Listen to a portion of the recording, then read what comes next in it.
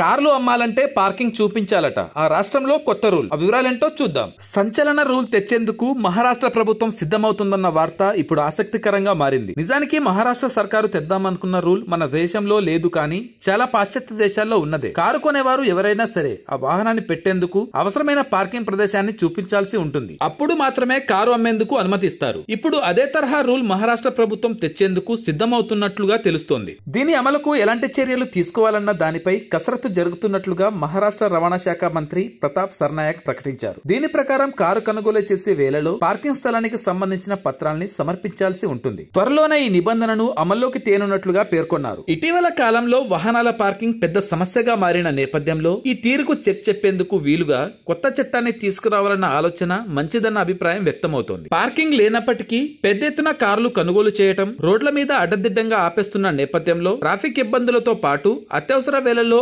అంబులెన్సులు, fire ఇంజన్లు వేగంగా గమ్యస్థానానికి చేరుకోలేని పరిస్థితి. అపార్ట్మెంట్లలో నివసించేవారు సైతం తమకు కార్ పార్కింగ్ స్థలం లేకున్నా వాహనాల్ని కొనుగోలు చేయటం ద్వారా ముంబై మహానగరంలో తీవ్ర ఇబ్బందుల్ని ఎదుర్కొంటున్నారు. ఈ నేపథ్యంలో ఈ సమస్యకు చెక్ పెట్టేందుకు వీలుగా మహారాష్ట్ర ప్రభుత్వం ఒక ముందడుగు వేస్తున్నట్లుగా చెప్పక తప్పదు. మిగిలిన రాష్ట్రాలు సైతం ఇదే తరహాలో ముందుకు వెళ్లటం చాలా అవసరం. అయితే తాము తీసుకురావాలన్న నిబంధనపై విమర్శలు వచ్చే అవకాశం ఉందన్న మంత్రి, మధ్యతరగతి ప్రజలు కార్లు కొనుగోలు చేయొద్దని మేము చెప్పట్లేదు. దానికి అనుగుణంగా పార్కింగ్ స్థలాన్ని ఏర్పాటు చేసుకోవాలి. ట్రాఫిక్ రద్దీని కంట్రోల్ చేయడానికి ఇలాంటి చర్యలు తీసుకుంటున్నాం. ఈ నిబంధనను త్వరలో అమలు చేసేందుకు CM Devendra Fadnavis deputy CM Eknath షిండేతో కలిసి చర్చించనున్నామన్నారు. ఈ కామర్స్ కార్యకలాపాల వేగం పెరుగుతున్న కొద్దీ అనేక మార్పులు, ఆహారం, వస్తువులు ఇలా ఏది కావాలంటే అది బుక్ చేస్తే చాలు, ఇంటి ముంగటకే సరుకులు. సరిగ్గా దీనినే హోటల్ బుకింగ్ రంగంలోకి తీసుకొచ్చింది ఓ సంస్థ. ఆ ఆలోచనను చూసిన వారు ఓయో అని ఆశ్చర్యపోయారు. దీనిని ఓ విప్లవంగా అభివర్ణించారు. అయితే ఇదే సమయంలో విమర్శలు కూడా వచ్చాయి. కొందరు దీనిని అవకాశం తీసుకుంటున్నారు.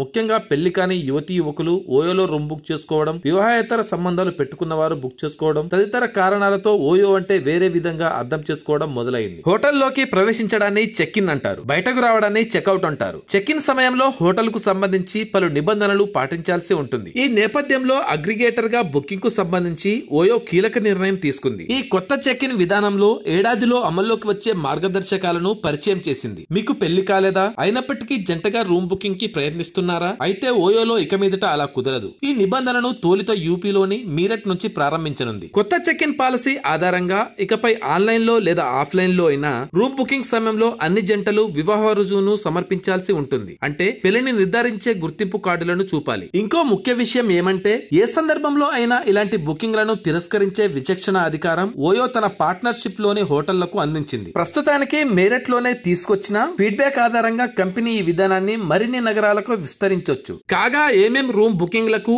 ఏమేం ఆధారాలు ఇవ్వాలనే దానిపై స్పష్టత రావాల్సి ఉంది. సురక్షిత మరియు బాధ్యతాయుత ఆతిథ్య పద్ధతుల అమలుకు ఓయో కట్టుబడి ఉందని యాప్ ఉత్తర భారత విభాగాధిపతి పవాజ్ శర్మ తెలిపారు. కుటుంబాలు, విద్యార్థులు, ఒంటరి ప్రయాణికులకు సురక్షిత వసతులు అందించే బ్రాండ్ తమది కావాలని పేర్కొన్నారు. ఖాతాదారుల్లో దీనివల్ల నమ్మకం పెరిగి బుకింగ్లు పెరుగుతుందన్నారు. ఎన్ని చట్టాలు తెచ్చినా, ఎంత కఠినంగా నిబంధనలున్నా పైరసీ భూతాన్ని అరికట్టడం మాత్రం సాధ్యం కాలేదు. థియేటర్ లో కొత్త సినిమా రిలీజ్ అయిందంటే చాలు, గంటలోనే థియేటర్ ప్రింట్ నెట్టింట వైరల్ అవుతుంది. వివిధ వెబ్సైట్ లో సినిమా మొత్తం ఉంటుంది. ఇలాంటి వెబ్సైట్స్ పై ఎన్ని కఠిన ఆంక్షలున్నా దాన్ని ఆపడం మాత్రం సాధ్యపడలేదు. స్మార్ట్ ఫోన్ టెక్నాలజీ రావడంతోనే థియేటర్ లో సినిమా ఈజీగా పైరసీ అవుతుంది. అదెలా జరిగిందని సైబర్ క్రైమ్ ఎంత ఆరా తీసినా పట్టుకోవడం సాధ్యం అవ్వలేదు. థియేటర్ లో ఎక్కడి నుంచి పైరసీ అవుతుందో కూడా కనిపెట్టడం యాజమాన్యానికి పెద్ద భారంగానూ మారుతుంది. తొలి షో పడిందంటే థియేటర్ లోపల ప్రత్యేక సిబ్బందిని నియమించి పహరా పెట్టాల్సిన పరిస్థితులు. అయితే ఈ రకమైన పైరసీకి ఇక చెక్ పడినట్లే. అనకాపల్లికి చెందిన పి వినోద్ కుమార్ పైరసీని నిర్మూలించేందుకు కొత్త ఆవిష్కరణ కనిపెట్టాడు. పైరసీ సెక్యూరిటీ బోర్డును తయారు చేశాడు. దీనికి ఇంటెలెక్చువల్ ప్రాపర్టీ ఇండియా బుధవారం పేటెంట్ మంజూరు చేసింది. 2016లోనే పైరసీ సెక్యూరిటీ బోర్డును రూపొందించారు. దీన్ని తెర వెనుక అమరిస్తే అందులో నుంచి వచ్చే ఐఆర్ కిరణాల కారణంగా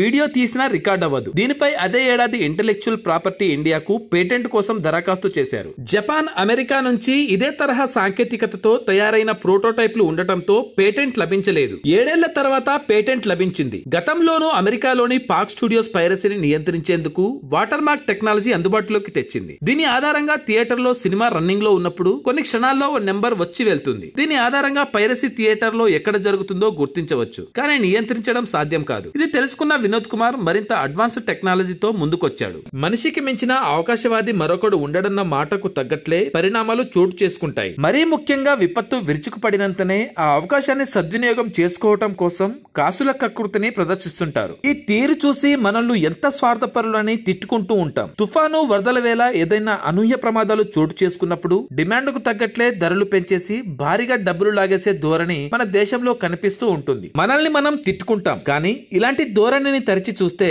ప్రపంచంలోని చాలా దేశాల్లోనూ ఇది కనిపిస్తుంది. దీనికి అగ్రరాజ్యం అమెరికా కూడా మినహాయింపు కాదు. దగ్గర 2 వారాల నుంచి అమెరికాలోని లాస్ ఏంజెల్స్ మహానగరాన్ని అతలాకుతలం చేస్తున్న కార్చిచ్చు దాటికి ఇప్పటికే వేలాది విలాస భవనాలు కాలి బూడిద కావటమే కాదు, దగ్గర ఆస్తి నష్టం 20 లక్షల కోట్ల వరకు జరిగి ఉంటుందని భావిస్తున్నారు. హాలీవుడ్ కు చెందిన పలువురు ప్రముఖుల విలాస భవనాలు ఈ అగ్ని కీలకాల దాటికి కాలి బూడిదగా మిగిలాయి. దీంతో అక్కడ చోటు చేసుకుంటున్న పరిణామాల్ని చూస్తే అచ్చం మన దగ్గరి మాదిరిగానే కనిపిస్తున్నాయి. అగ్ని ప్రమాదాల్ని అవకాశంగా మార్చుకొని దొంగలు చెలరేగిపోతూ ఖరీదైన ఇళ్లలోకి వెళ్లి దోచేస్తున్నారు. కార్చిచ్చు ప్రభావానికి భయాందోళనలతో పలువురు ప్రముఖులు తమ ఇళ్లను ఖాళీ చేయడంతో దొంగలు పెద్ద ఎత్తున రెచ్చిపోతున్నారు. ఇక ఈ విపత్తును అవకాశంగా మార్చుకొని ఆన్లైన్ మోసాలు చేసేవారు తమ టాలెంట్ ను ప్రదర్శిస్తూ ప్రముఖుల పేరుతో దోచేస్తున్నారు. ఇదంతా ఒక ఎత్తు అయితే ఇప్పటికీ కార్చిచ్చు తీవ్రత ఒక కొలిక్కి రాకపోవడం తెలిసిందే. అంతకంతకు విస్తరిస్తున్న మంటల దాటికి ఇప్పటి వరకు 19,000 ఇళ్లు కాలిపోయాయి. మరిన్ని ఇళ్లు కూడా అగ్నికి ఆహుతి అవుతాయని అంచనా వేస్తున్నారు. ఈ నేపథ్యంలో ముందస్తు జాగ్రత్తలో భాగంగా